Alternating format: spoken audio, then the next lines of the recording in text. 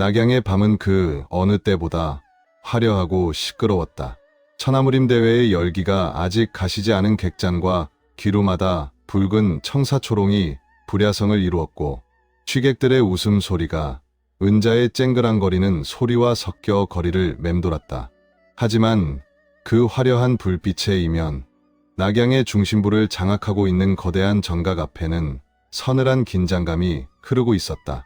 하늘로 솟아오를 듯한 황금빛 귀와 정문 양옆을 지키는 두 마리의 거대한 금룡 조각상, 정파 연맹의 거대한 돈줄이자 10년 전 남천파를 배신하고 그들의 상권과 재산을 고스란히 집어삼킨 원수들의 심장, 금룡상단의 본부였다.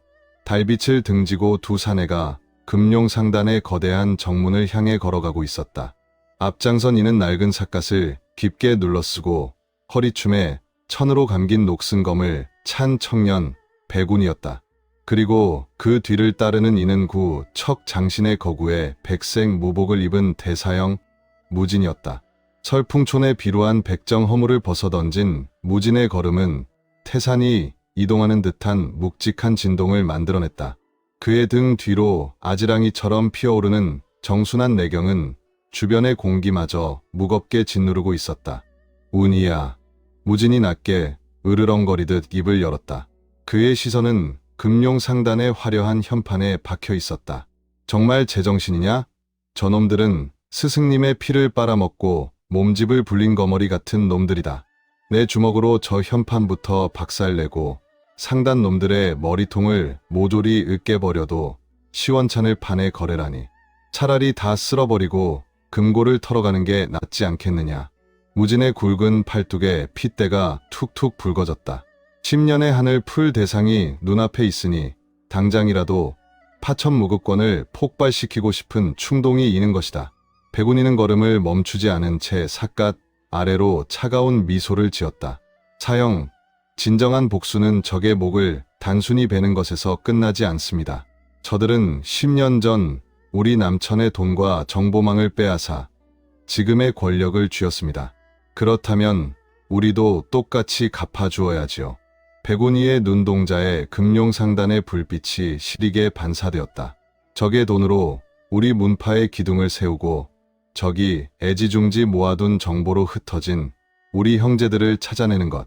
저들의 숨통을 서서히 조여가며 자신이 쌓아 올린 모든 것이 우리 남천을 위한 걸음이었음을 깨닫게 만드는 것. 그것이야말로 저 배신자들을 가장 비참하게 짓밟는 길입니다. 그 서늘하고도 완벽한 복수의 계획에 무진은 흠칫 놀라며 고개를 끄덕였다. 막내 사제는 더 이상 스승의 뒤에 숨어있던 소년이 아니었다. 천하를 장기판 삼아 배신자들을 농락하는 진정한 남천의 문주로 성장해 있었다. 좋다. 내 뜻이 정 그렇다면 나는 기꺼이 내 협박을 거드는 몽둥이가 되어주마. 멈춰라. 이곳이 어디라고 함부로 발을 들이느냐. 금룡상단 정문에 다다르자 화려한 비단 무복을 입은 20여 명의 무사들이 앞을 가로막았다. 금룡문의 지원을 받아 상단을 지키는 인류 호위 무사들이었다.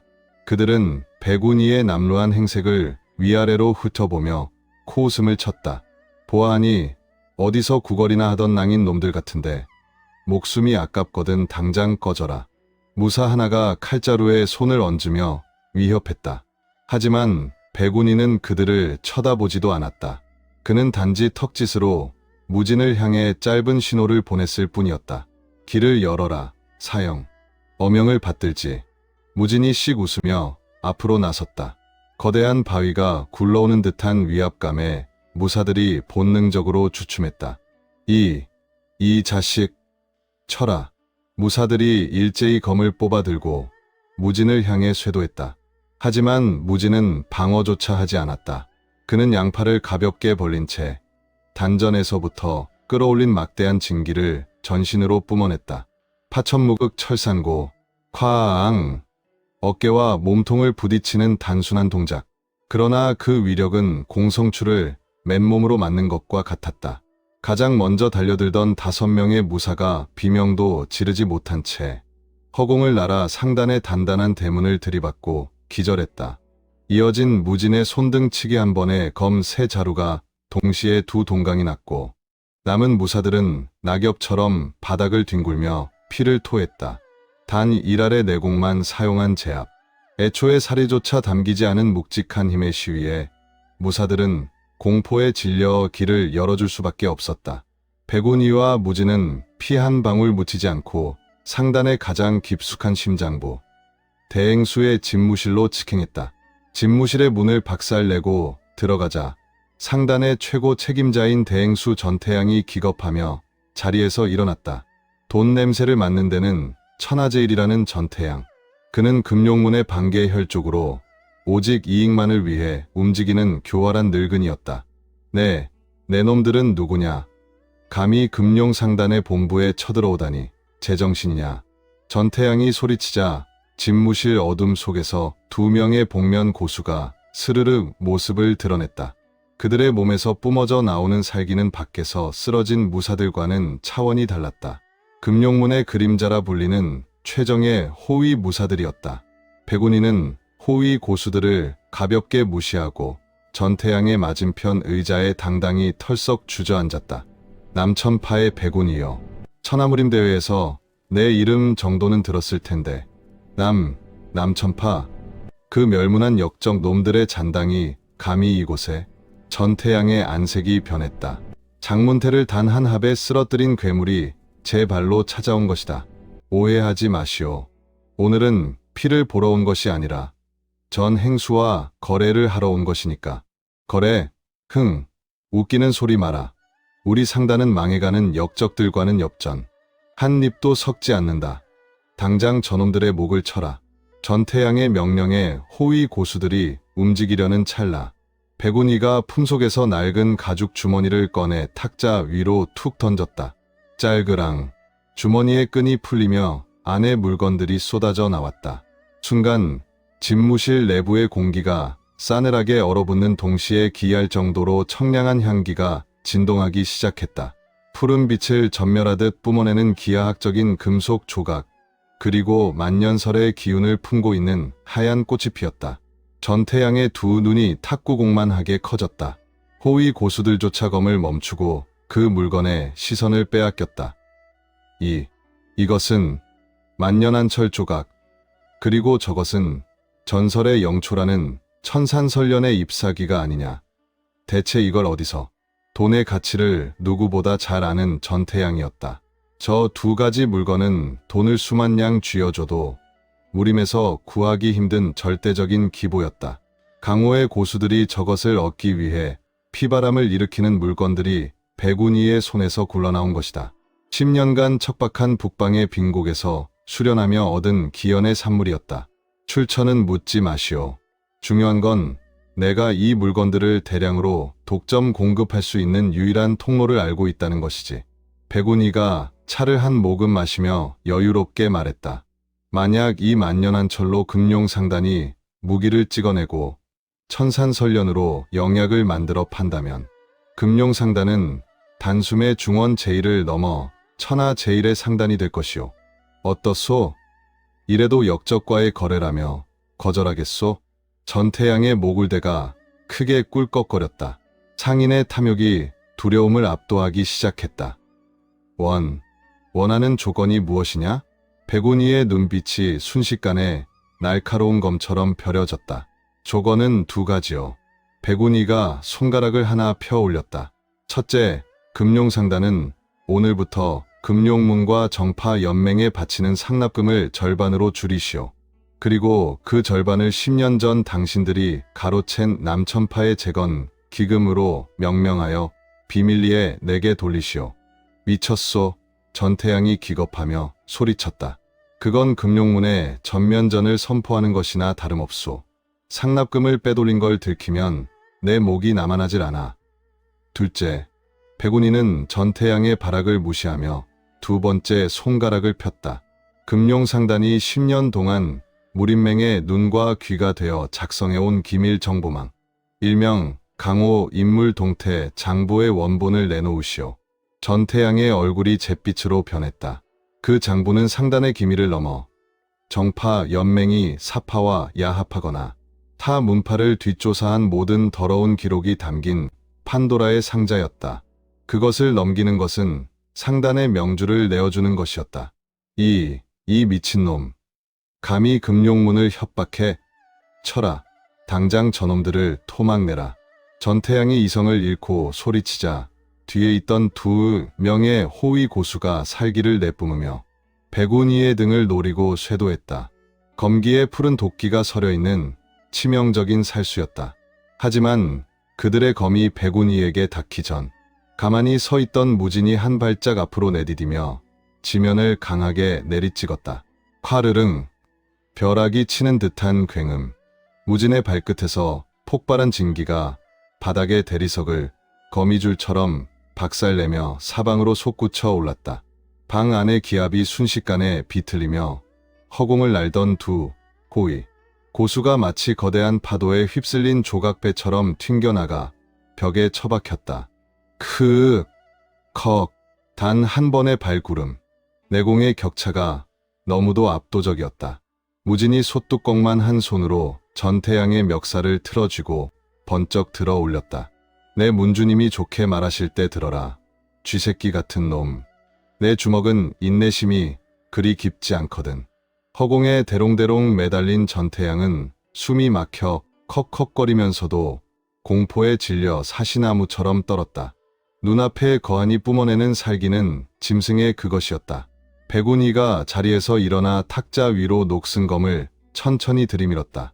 검집의 끝이 전태양의 심장 부근을 서늘하게 가리켰다. 상인은 이익을 따지는 법. 선택하시오. 썩어가는 동아줄인 금룡문에 목숨을 걸고 지금 당장 내 사형의 손에 머리통이 터질 텐가. 아니면 남천파의 자금줄이 되어 만년한철의 막대한 이득을 챙기고 살아남을 텐가. 살려주시오. 장부를 드리겠소. 결국 죽음의 공포 앞에서 전태양은 완전히 굴복했다. 그는 기어가듯 집무실 한편의 거대한 금고를 열어젖혔다. 복잡한 기관 장치를 풀고 꺼내온 것은 두꺼운 가죽으로 양장된 검은색 서책이었다.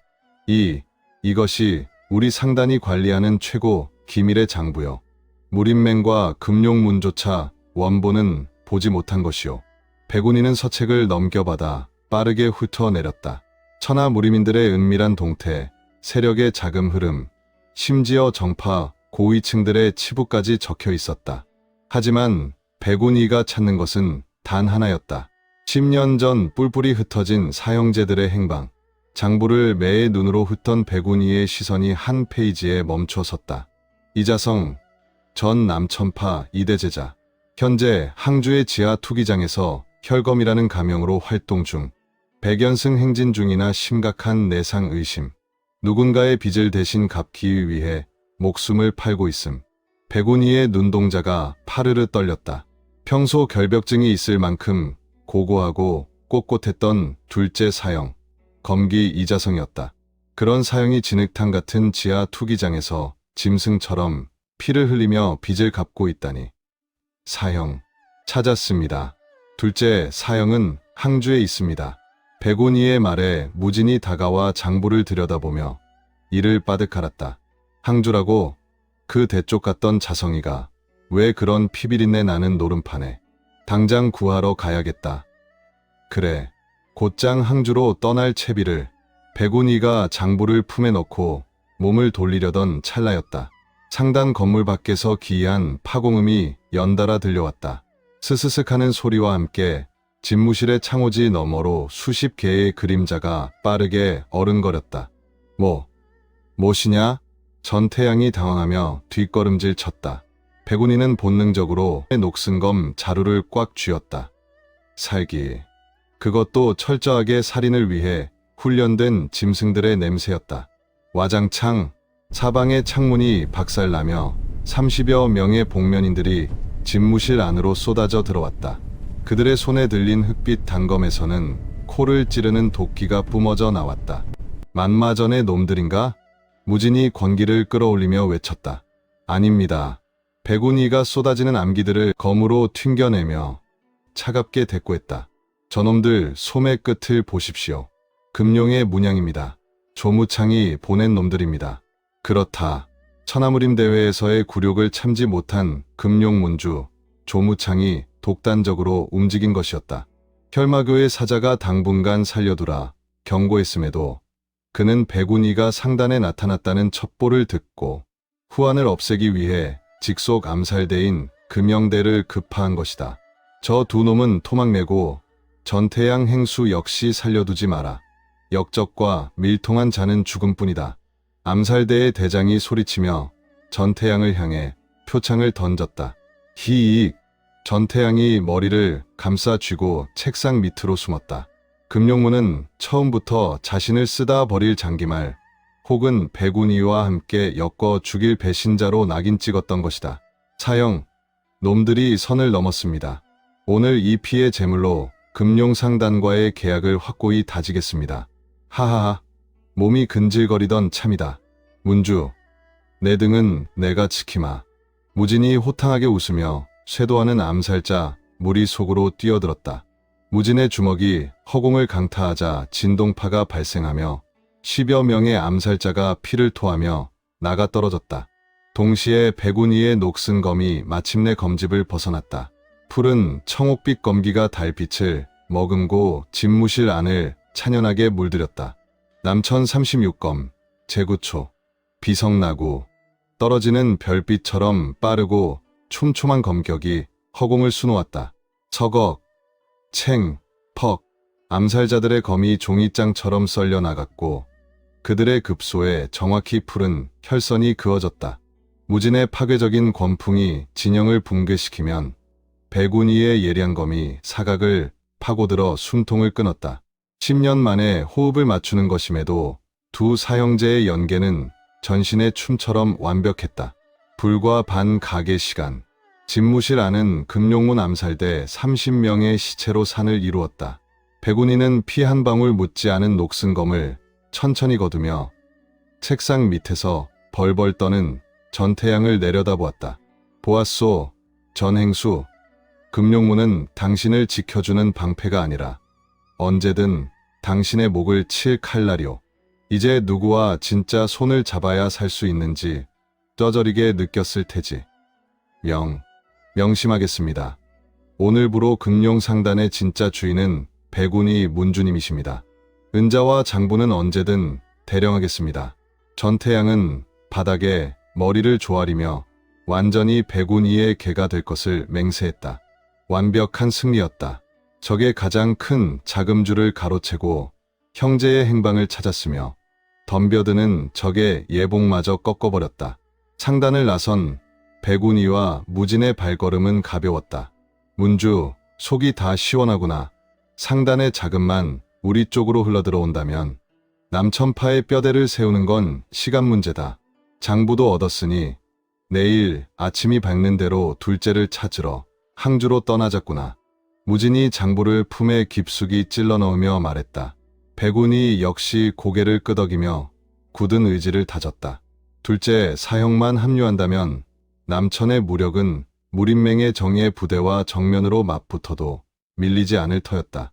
두 사람이 낙양 외곽의 어두운 숲길을 지나 옛 남천파 지부의 폐허가 있는 언덕 쪽으로 시선을 돌렸을 때였다. 피잉, 쾅. 고요하던 낙양의 밤하늘을 찢는 날카로운 파공음과 함께 남천파 지부가 있는 언덕 쪽에서 거대한 불기둥이 치솟아 올랐다. 연이어 칠흑 같은 밤하늘 위로 핏빛처럼 붉은 신호탄이 터져 오르며 기괴한 연기를 피워냈다. 저것은 무진의 얼굴이 하얗게 질렸다. 저 붉은 신호탄의 색, 그리고 밤바람을 타고 숲길까지 전해지는 끔찍하고도 구역질 나는 역겨운 막이. 그것은 방금 전 금룡상단에서 마주친 조무창의 암살대 따위와는 비교조차 할 수 없는 절대적인 죽음의 기운이었다. 혈마교 만마전의 살수 대대입니다. 백운이의 눈동자가 흔들렸다. 금룡문주 조무창이 보낸 암살대는 상단으로 향한 백운이의 시선을 돌리기 위한 미끼였거나 우연히 겹친 사고일 뿐이었다. 진짜 사신들은 무림맹의 눈을 피해 백운이가 자리를 비운 사이 임소희와 하경로, 옛 사제들이 머물고 있는 무방비 상태의 남천파 본진을 덮친 것이다. 항주로 둘째 사형을 찾으러 갈 여유 따위는 잿더미로 변해버렸다. 소위가 진 사형과 사제들이 그곳에 있습니다. 백운이가 이를 악물며 발끝에 막대한 징기를 폭발시켰다. 파악! 신형이 빗줄기처럼 전방을 향해 쏘아져 나갔다. 무진 역시 분노로 포효하며 지면을 부수듯 백운이의 뒤를 따랐다. 10년 전 남천을 불태웠던 진짜 원수, 혈마교의 정예들이 마침내 이빨을 드러냈다. 피비린내 나는 낙양의 밤, 가장 잔혹한 진짜 혈전의 막이 오르고 있었다.